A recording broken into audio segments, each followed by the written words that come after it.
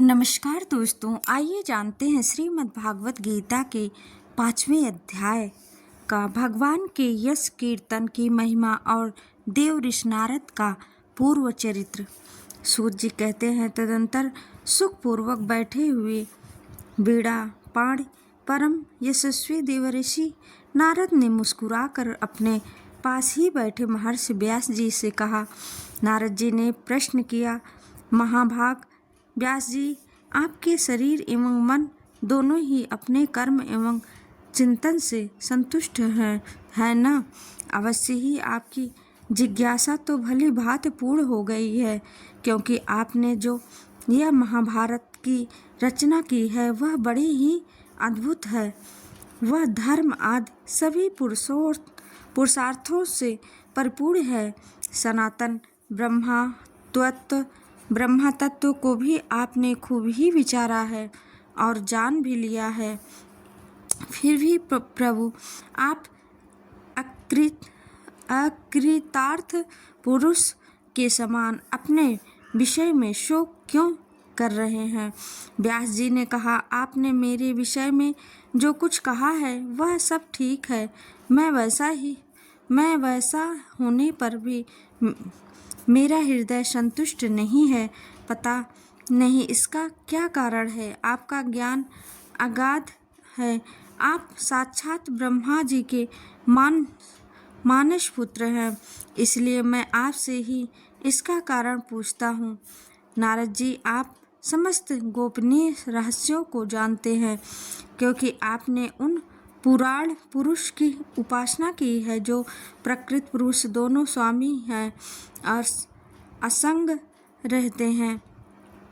संख रहते हुए ही अपने संकल्प मात्र से गुणों के द्वारा संसार की सृष्टि स्थिति और प्रलय करते रहते हैं।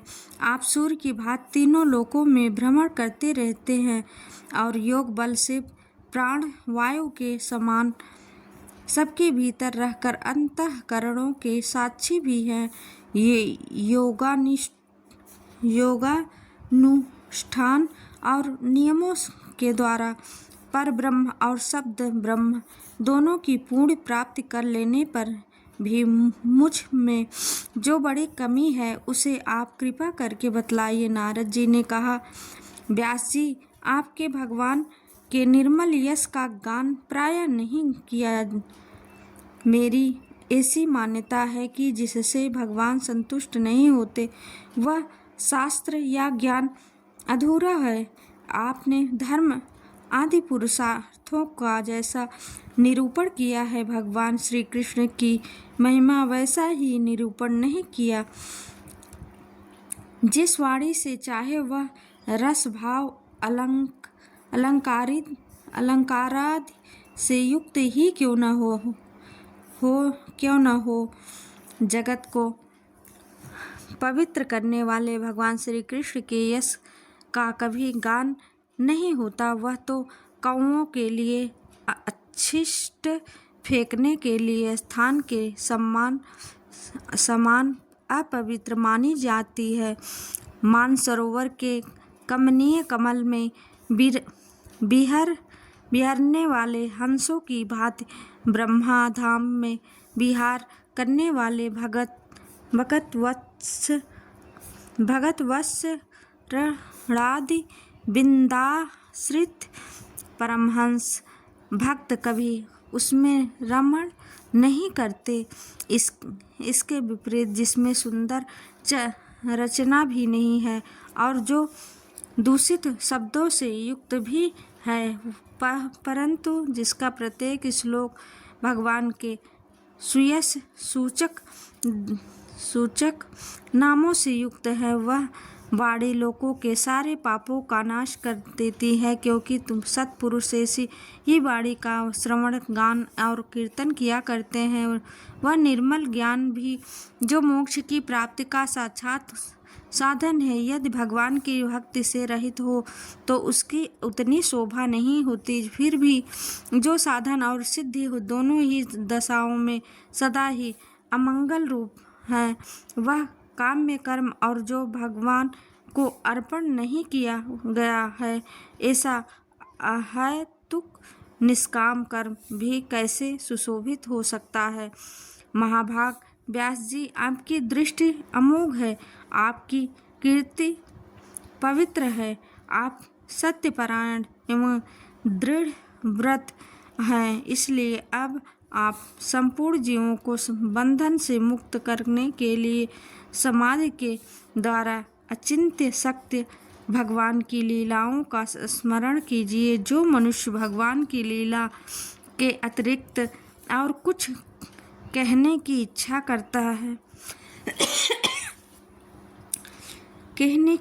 करता है वह उस इच्छा से ही निर्मित अनेक नाम और रूपों के चक्कर में पड़ जाता है। उसकी बुद्धि भेदभाव से भर जाती है। जैसे हवा के झरोकों से डगमगाती हुई डोंगी को कहीं भी ठहरने का ठौर नहीं मिलता, वैसे ही उसकी चंचल बुद्धि कहीं भी स्थिर नहीं हो पाती। संसारी लोग स्वभाव से ही विषयों में फंसे हुए हैं। धर्म के नाम पर आपने उन्हें निंदित पशु हिंसा युक्त संकाम कर्म करने की भी आज्ञा दे। यह बहुत ही उल्टी बात हुई, क्योंकि मूर्ख लोग आपके वचनों से पूर्वोक्त निंदित कर्म को ही धर्म मानकर यही मुख्य धर्म है ऐसा निश्चय करके उसका निषेध करने वाले वचनों को ठीक नहीं मानते। भगवान अनंत हैं। कोई विचारवान ज्ञानी पुरुष ही संसार की ओर से निवृत्त होकर उनके स्वरूपभूत परमानंद का अनुभव कर सकता है। अतः जो लोग परमार्थिक बुद्धि से रहित हैं और गुणों के द्वारा रचाए जा रहे हैं, उनके कल्याण के लिए ही आप भगवान की लीलाओं का सर्वसाधारण के हित की दृष्टि से वर्णन कीजिए। जो मनुष्य आपने धर्म का परित्याग करके भगवान के चरण कमलों का भजन सेवन करता है, भजन परिपक्व हो जाने पर तो बात ही क्या है। यदि इससे पूर्व ही उसका भजन छूट जाए तो क्या कहीं भी उसका कोई अमंगल हो सकता है। परंतु जो भगवान का भजन नहीं करते और केवल स्वधर्म का पालन करते हैं, उन्हें कौन सा लाभ मिलता है। बुद्धिमान मनुष्य को चाहिए कि वह उसी वस्तु की प्राप्ति के लिए प्रयत्न करे जो तिनके से लेकर ब्रह्म पर्यंत समस्त ऊंची नीची योगिनियों में कर्मों के फल स्वरूप आने जाने पर भी स्वयं प्राप्त नहीं होती। संसार के विषय सुख तो जैसे बिना चेष्टा के दुख मिलते हैं, वैसे ही कर्म के फल स्वरूप में अचिंत्य गति समय के फेर से सबको सर्वत्र स्वभाव से ही मिल जाते हैं। व्यास जी, जो भगवान श्री कृष्ण के चरणारविंद का सेवक है, वह भजन न करने वाले कर्मी मनुष्यों के समान दैवात कभी बुरा भाव हो जाने पर भी जन्म मृत्यु में संसार में नहीं आता। वह भगवान के चरण कमल के आलिंगन का स्मरण करके फिर उसे छोड़ना नहीं चाहता। उसे रस का चस्का जो लग चुका है, जिनसे जगत की उत्पत्ति स्थिति और प्रलय होती है, वे भगवान ही इस विश्व के रूप में भी हैं। ऐसा होने पर भी वे इससे विलक्षण हैं। इस बात को आप स्वयं जानते हैं। भी मैंने आपको संकेत मात्र कर दिया है। व्यास जी, आपकी दृष्टि अमोघ है। आप इस बात को जानिए कि आप पुरुषोत्तम भगवान के कलावतार हैं। आपने अजन्मा होकर भी जगत के कल्याण के लिए जन्म ग्रहण किया है। इसलिए आप विशेष रूप से भगवान की लीलाओं का कीर्तन कीजिए।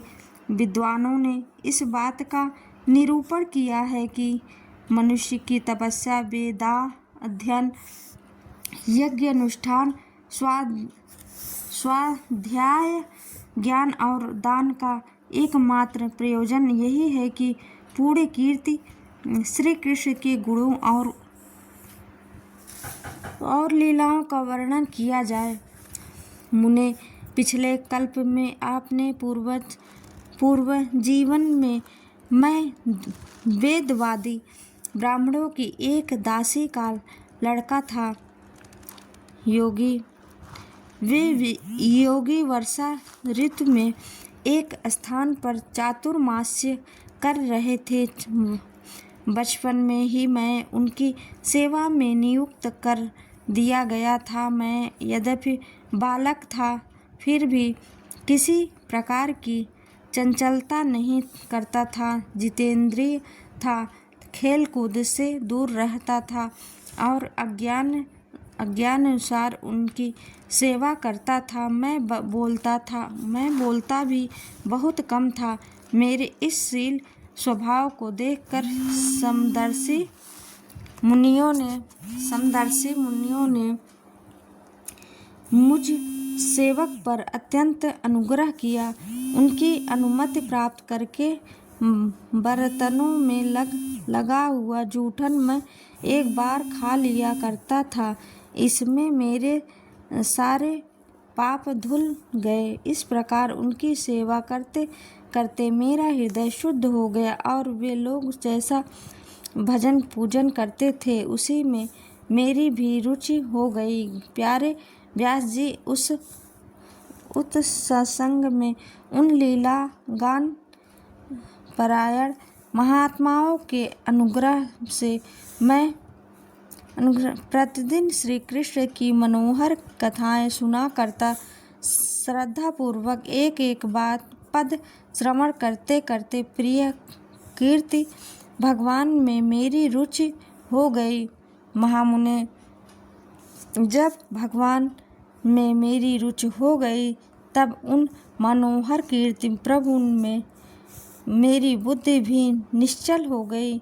उस बुद्धि से मैं इस संपूर्ण सत और असत रूप जगत को अपने परब्रह्म स्वरूप आत्माओं में माया से कल्पित देखने लगा। इस प्रकार शरद और वर्षा, इन दोनों ऋतुओं में तीनों समय उन महात्मा मुनियों ने श्री हरि के निर्मल यश का संकीर्तन किया और मैं प्रेम से प्रत्येक बात सुनता रहा। अब चित्त के रजोगुण और तमोगुण को नाश करने वाली भक्ति का मेरे हृदय में प्रादुर्भाव हो गया। मैं उनका बड़ा ही अनुरागी था, विनयी था। उन लोगों की सेवा में मेरे पाप नष्ट हो चुके थे। मेरे हृदय में श्रद्धा थी, इंद्रियों में संशय था एवं शरीर, वाणी और मन से मैं उनका आज्ञाकारी था। उस दीनवत्सल महात्माओं ने जाते समय कृपा करके मुझे उस गुहातम ज्ञान का उपदेश किया, जिसका उपदेश स्वयं भगवान ने अपने श्रीमुख से किया है।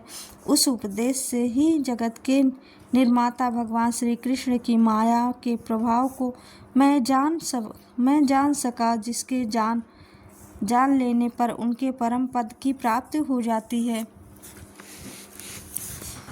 सत्य संकल्प व्यास जी, पुरुषोत्तम भगवान श्री कृष्ण के प्रति समस्त कर्मों को समर्पित कर देना ही संसार के तीनों तापों की एकमात्र औषधि है। यह बात मैंने आपको बतला दी है। प्राणियों को जिस पदार्थ के अनुसार प्रयोग करने पर क्या उस रोग को दूर नहीं करता। इसी प्रकार यद्यपि सभी कर्म मनुष्यों को जन्म मृत्यु रूप संसार के चक्र में डालने वाले हैं, तथापि जब वे भगवान को समर्पित कर दिए जाते हैं तब उनका कर्मपना ही नष्ट हो जाता है। इस लोक में जो शास्त्र विहित कर्म भगवान की प्रसन्नता के लिए किए जाते हैं, उन्हीं से पराभक्ति युक्त ज्ञान की प्राप्ति होती है। उस भगवार्थ कर्म के मार्ग के भगवान के आज्ञा अनुसार आचरण करते हुए लोग बार बार भगवान श्री कृष्ण के गुण और नामों का कीर्तन तथा स्मरण करते हैं। प्रभु आप भगवान श्री वासुदेव को नमस्कार है। हम आपका ध्यान करते हैं। प्रभु प्रद्युम्न अनिरुद्ध और संकर्षण को भी नमस्कार है। इस प्रकार जो पुरुष चतुर्व्यूहरूपी भगवत मूर्तियों के नाम द्वारा प्राकृत मूर्ति रहित अप्राकृत मंत्र मूर्ति भगवान यज्ञ पुरुष का पूजन करता है, उसी का ज्ञान पूर्ण एवं यथार्थ है। ब्रह्मण, जब मैंने भगवान की आज्ञा का इस प्रकार पालन किया तब इस बात को जानकर भगवान श्री कृष्ण ने मुझे आत्मज्ञान ऐश्वर्य और अपने भाव रूपा प्रेमा भक्ति का दान किया। व्यास जी, आपका ज्ञान पूर्ण है। आप भगवान की ही कीर्ति का उनकी प्रेममयी लीला का वर्णन कीजिए। उसी से बड़े बड़े ज्ञानियों की भी जिज्ञासा पूर्ण होती है। जो लोग दुखों के द्वारा बार बार रोते जा रहे हैं, उन्हें दुख की शांति इसी से हो सकती है और कोई उपाय नहीं है।